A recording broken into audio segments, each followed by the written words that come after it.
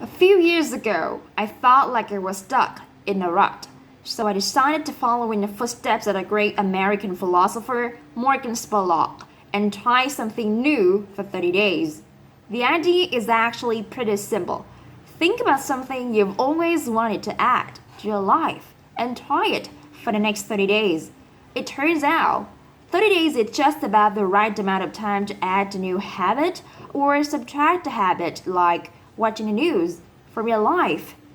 There's a few things I learned while doing these 30-day challenges.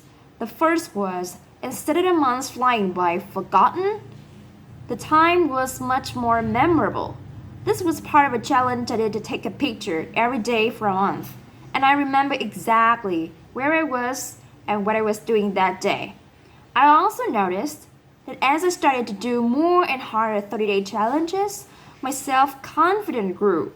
I went from desk dueling computer nerd to the kind of guy who bikes to work for fun. Even last year, I ended up hiking up Mount Kilimanjaro, the highest mountain in Africa.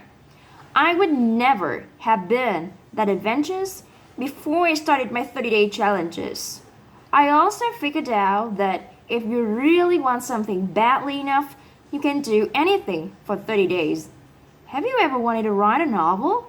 Every November, tens of thousands of people try to write their own 50,000 words novel from scratch in 30 days. It turns out all you have to do is write 1,667 words a day for a month. So I did. By the way, the secret is not to go to sleep until you've written your words for a day. You might be sleep deprived, but you've finished your novel. Now, is my book the next great American novel? No, I wrote it in a month. It's awful. But for the rest of my life, if I meet John Hodgman at a TED party, I don't have to say, I'm a computer scientist. No. If I want to, I can say, I'm a novelist. So here's one last thing I'd like to mention. I learned that when I make small, sustainable changes, things I could keep doing, they're more likely to stick. There's nothing wrong with big crazy challenges. In fact, they're a ton of fun, but they're less likely to stick. When I give up sugar for 30 days, day 31 look like this. So here's my question to you. What are you waiting for? I guarantee you the next 30 days are going to pass whether you like it or not. So why not think about something you've always wanted to try and give it a shot for the next 30 days?